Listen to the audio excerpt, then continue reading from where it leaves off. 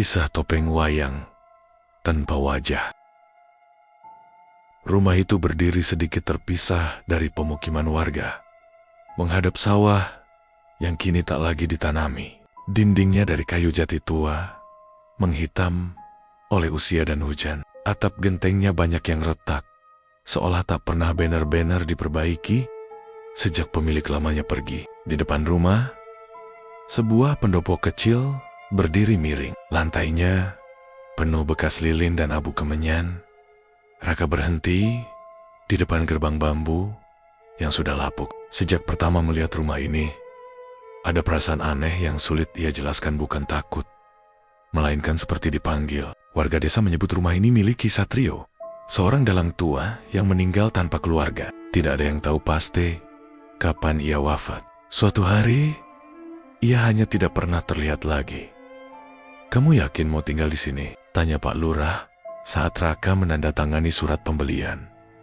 Raka mengangguk. Harga rumah ini terlalu murah untuk dilewatkan, dan ia membutuhkan tempat tenang untuk bekerja sebagai penulis naskah. Lagi pula, ia tidak percaya cerita-cerita mistis. Namun, begitu kunci berkarat itu diputar dan pintu utama dibuka, bau kayu tua bercampur asap dupa langsung menyergap hidungnya. Seakan rumah itu belum sepenuhnya kosong. Di dalam, perabotan lama masih tersisa. Rak kayu berisi wayang kulit berdebu berjajar rapi. Sebagian kulitnya sudah rapuh. Di dinding pendopo tergantung kelir putih yang menguning dengan noda hitam di bagian tengah seperti bekas bayangan tangan. Raka membersihkan rumah hingga sore. Saat matahari mulai tenggelam, ia menemukan sebuah pintu kecil di belakang pendopo, tersembunyi di balik rak wayang. Pintu itu tidak terkunci. Di dalamnya, ruangan sempit tanpa jendela. Di tengah ruangan terdapat sebuah peti kayu, ditutup kain mori lusuh. Ketika kain itu disingkap, Raka menemukan sebuah topeng wayang. Topeng itu polos, tidak ada mata, hidung, atau mulut. Hanya permukaan kayu halus berwarna pucat, seperti wajah manusia yang belum dilahirkan. Anehnya, saat Raka menyentuhnya, kayu itu terasa hangat, seolah baru saja digunakan. Ia membawa topeng itu ke ruang tengah dan meletakkannya di meja. Malam turun cepat di rumah itu. Angin menggerakkan kelir, menimbulkan bayangan bergoyang seperti sosak-sosak yang menari tanpa suara. Malam pertama, Raka di rumah itu diiringi mimpi aneh. Ia duduk di depan kelir, gamelan berbunyi pelan, namun tak ada penabuh. Di balik layar, seorang dalang berdiri. Tubuhnya jelas terlihat, tapi wajahnya kosong, sama seperti topeng yang ditemukan Raka. "Setiap lakon butuh wajah," kata dalang itu dengan suara serak. Raka terbangun dengan napas tersengal. Keringat dingin membasahi lehernya. Dari ruang tengah, terdengar bunyi kayu beradu pelan. Saat ia mengintip, topeng itu masih di atas meja. Namun di permukaannya kini terlihat goresan sangat samar, membentuk lengkungan tipis seperti awal sebuah mata. Dan di luar rumah, suara gamelan perlahan berhenti, seolah pementasan baru saja dimulai. Pagi datang tanpa suara ayam berkokok. Kabut tipis masih menggantung di atas sawah ketika Raka terbangun. Dengan perasaan berat yang menekan dada, ingatannya langsung tertuju pada topeng wayang di ruang tengah. Ia melangkah pelan, nyaris menahan napas. Topeng itu masih di atas meja. Dari dekat, goresan samar yang semalam ia lihat bukan lagi ilusi. Di sisi kiri permukaan topeng, lekukan mata kini lebih jelas, lengkap dengan lipatan kelopak. Bukan ukiran kasar, melainkan seolah tumbuh dari dalam kayu. Raka menelan ludah. Ia mencoba menyentuhnya, lalu menarik tangan dengan cepat. Kayu itu terasa dingin berbanding terbalik dengan hangatnya semalam. Ia meyakinkan dirinya bahwa semua ini hanya sugesti. Rumah tua, kelelahan, mimpi buruk. Ia memutuskan keluar, berkenalan dengan warga sekitar. Tetangganya yang paling dekat adalah Pak Wiryo, pria paruh baya yang tinggal sendirian di rumah sebelah. Wajahnya keras, matanya tajam, namun ramah. "Kamu yang beli rumah dalang itu?" tanya Pak Wiryo sambil menyalakan rokok. Raka mengangguk. "Iya Pak, dulu benar milik dalang." Pak Wiryo terdiam sejenak. Asap rokoknya mengepul lambat. "Ki Satrio," katanya akhirnya, "dalang hebat. Tapi ada lakon yang seharusnya tidak dimainkan." Raka ingin bertanya lebih jauh.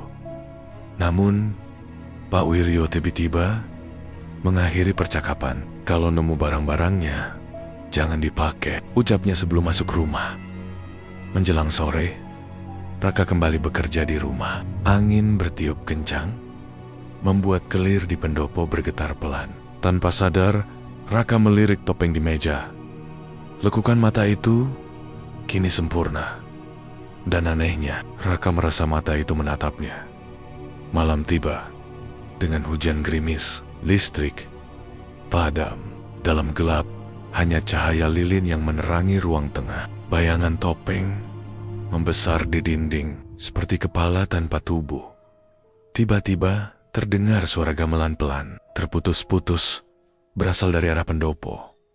Raka berdiri gemetar. Ia mengintip keluar. Di pendopo, ia melihat bayangan seseorang berdiri di balik kelir. Posturnya mirip Pak Wiryo. Cara berdirinya, kemiringan kepala, bahkan tangan yang terangkat semuanya sama. "Pak Wiryo?" panggil Raka. Bayangan itu tidak menjawab. Gamelan berhenti mendadak. Keesokan paginya, desa gempar. Pak Wiryo ditemukan meninggal di rumahnya. Duduk menghadap dinding, kedua matanya terbuka lebar, seolah menatap sesuatu yang tidak terlihat. Raka terduduk lemas ketika mendengar kabar itu. Tubuhnya bergetar saat ia kembali menatap topeng. Kini, di sisi kiri topeng, sebuah mata terbuka sempurna dan bentuknya sama persis dengan mata Pak Wiryo. Di bagian bawah topeng, garis halus lain mulai muncul, seperti senyum tipis yang sedang menunggu giliran. Sejak kematian Pak Wiryo, rumah itu tak lagi terasa sunyi melainkan mengawasi. Setiap sudutnya seolah menyimpan napas yang tertahan. Raka menutup jendela rapat-rapat. Namun bau kemenyan kembali tercium setiap malam, muncul tanpa asal. Topeng wayang itu kini ia tutupi kain hitam. Namun anehnya, kain tersebut selalu bergeser sendiri. Seakan ada tangan yang merapikannya dari bawah. Setiap kali Raka berusaha memindahkan topeng ke gudang, dadanya terasa sesak, kepalanya berdenyut, dan kakinya gemetar seolah rumah itu menolak perpisahan. Raka memutuskan mencari jawaban di Bili Desa. Ia membuka arsip lama bersama seorang juru kunci tua bernama Mbah Rono. Lelaki itu awalnya enggan berbicara, tapi ketika Raka menyebut topeng tanpa wajah, wajah Mbah Rono langsung pucat. "Itu bukan topeng biasa," katanya pelan. "Itu topeng lakon kosong. Menurut catatan lama, Ki Satrio pernah memainkan pementasan terlarang, lakon tanpa tokoh utama. Ia percaya sebuah cerita akan hidup sempurna jika peran utamanya diisi jiwa manusia sungguhan. Topeng itu diciptakan sebagai wadah, mengumpulkan wajah-wajah dari orang-orang yang selesai perannya di dunia. Awalnya cuma bayangan," lanjut Mbah Rono, "lalu wajah. Kalau sudah lengkap, topeng itu akan memilih dalang terakhir." "Ki Satrio meninggal?" tanya Raka. Mbah Rono menggeleng. "Tidak ada jasad, yang ada cuma pendopo kosong dan topeng itu." Malamnya, Raka pulang dengan langkah gontai. Hujan turun deras, membuat suara rumah seperti berderit dan mengeluh. Ia mendapati kain hitam sudah jatuh ke lantai. Topeng itu kini menampilkan satu mata utuh dan lekuk senyum tipis. Di sisi kanan, garis samar mulai membentuk tulang pipi. Raka memejamkan mata. Ketika membukanya kembali, ia melihat pantulan dirinya di permukaan topeng, namun bayangan itu tidak mengikuti gerakannya. Bayangan itu tersenyum lebih lebar. Malam kian larut. Dari pendopo, suara gamelan terdengar lebih jelas, lebih lengkap. Raka memberanikan diri mendekat. Di balik kelir, ia melihat sosok dalang berdiri tanpa wajah memegang topeng yang sama. Lakon belum selesai, kata sosok itu. Satu peran lagi. Raka mundur. Kakinya tersandung. Saat ia bangkit, kelir bergoyang, dan bayangan itu lenyap. Gamelan berhenti serentak. Ia kembali ke ruang tengah dengan jantung berdebar. Di cermin tua dekat pintu, Raka melihat sesuatu yang membuat darahnya membeku. Wajahnya tampak pudar, garis matanya samar, seperti terhapus perlahan di atas meja. Topeng itu kini menampilkan hampir setengah wajah dan lekukannya mulai menyerupai dirinya sendiri. Raka sadar, Ksatrio tidak mati. Ia menjadi lakon, dan kini lakon itu mencari dalang baru. Sejak malam itu, Raka berhenti bercermin. Setiap kali tanpa sengaja melihat bayangannya di kaca jendela atau permukaan logam, wajahnya tampak semakin tidak utuh, seperti lukisan yang luntur terkena air. Garis hidungnya kabur, matanya kehilangan fokus, dan senyumnya tak lagi terasa miliknya sendiri. Topeng wayang itu kini tak pernah benar-benar ditinggal sendirian. Dimanapun Raka meletakkannya, topeng itu selalu kembali ke meja di ruang tengah, menghadap langsung ke pintu pendopo. Wajahnya hampir lengkap. Satu mata, senyum, tulang pipi, dan garis hidung sudah terbentuk jelas. Dan semuanya mirip Raka.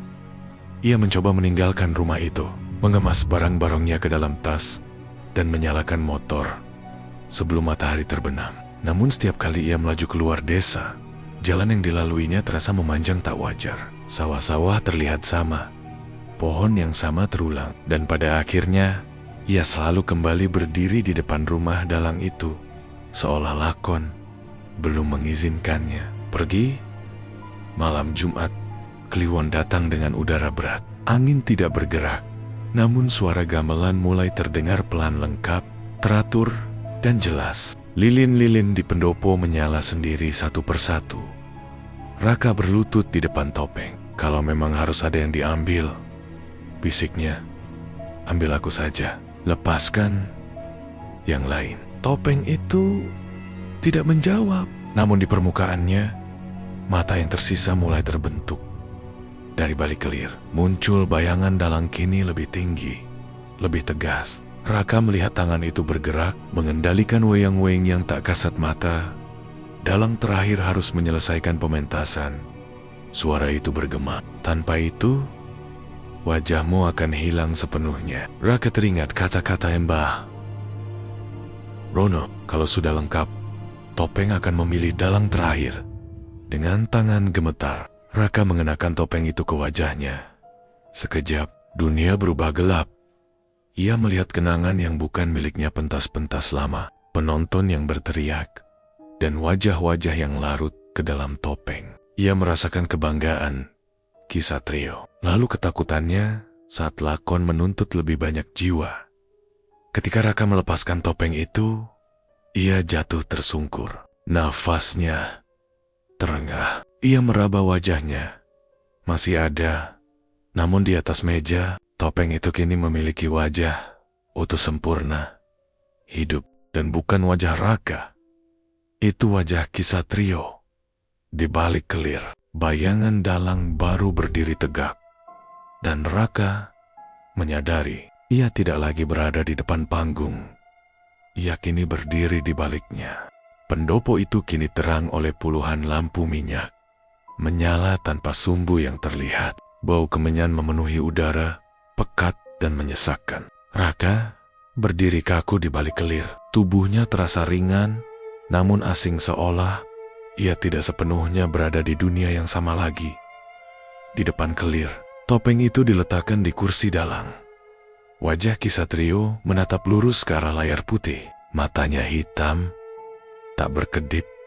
Gamelan berbunyi lengkap, bukan lagi samar, melainkan utuh dan megah, seperti pementasan besar. Namun ketika Raka mengintip ke sisi pendopo, tak ada satupun penonton. Bangku-bangku kosong berjajar rapi, tertutup debu, seolah sudah lama menunggu, tanpa pernah diduduki.